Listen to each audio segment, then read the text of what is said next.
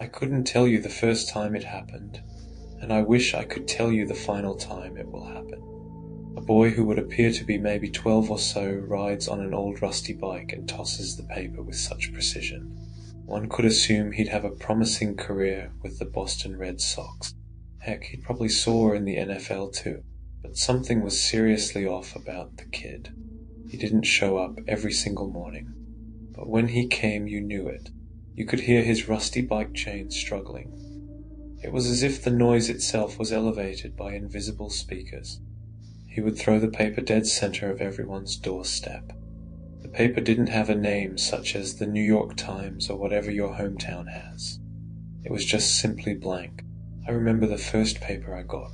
I woke up extremely tired from a sleepless night. I brewed some coffee and opened the door to see the leaves falling. That's when I seen the paper. Local restaurant closes down today. I didn't think much of it. Restaurants close all the time. It's one of the hardest businesses to maintain. It wasn't until I pulled up to my favorite Chinese restaurant that they announced on the door they were closed for good. No explanation. Months go by and I seen him riding down to the next house on the street. I picked up the paper again. Drunk driver crashes today. Sure enough, a man in our town drove his car into a used car lot, damaging one that was for sale.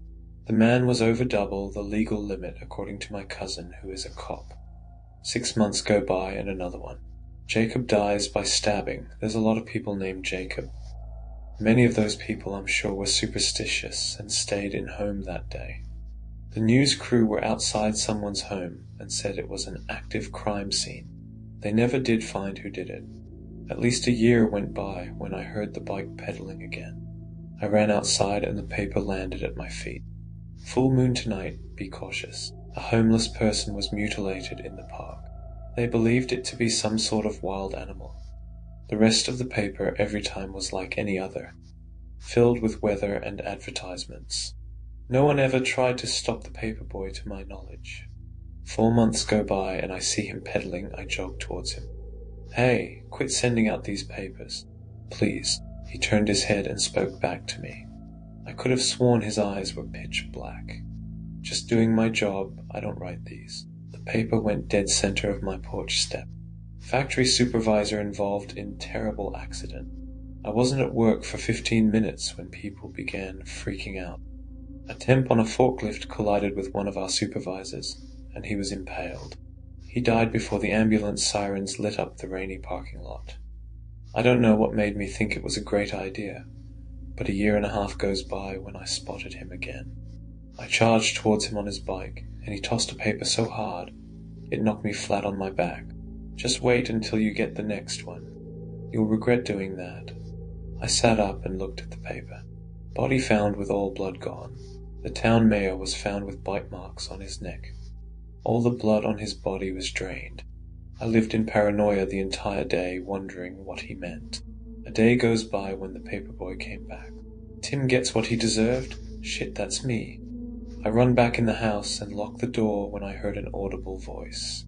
You think you can avoid this? A man comes from my kitchen. He's wearing black pants and a white dress shirt. He's wearing a fedora and black suspenders. He was straightened his tie. His eyes were pitch black and the smell of rotting eggs filled the room. His arms stretched from across the room and grabbed me by my throat.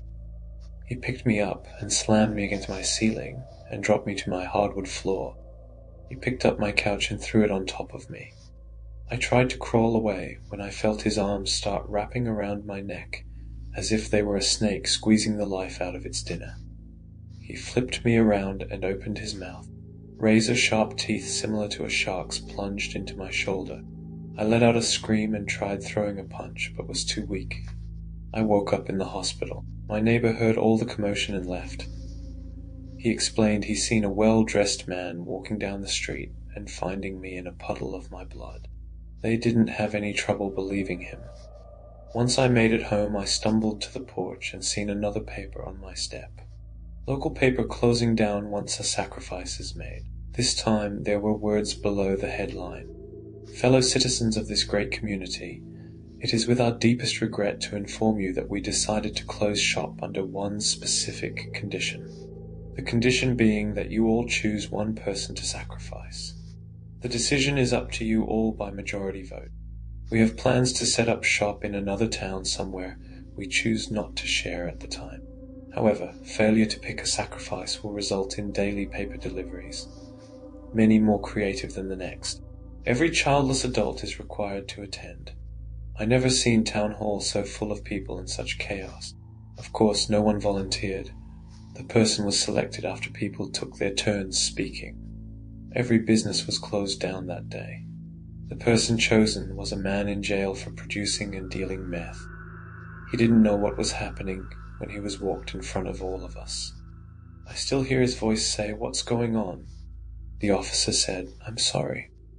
We never did get any more papers delivered, but the guilt has clearly eaten up this city. I'm not sure if they planned on coming to your town, or whoever's town, but I am completely convinced they cannot be stopped."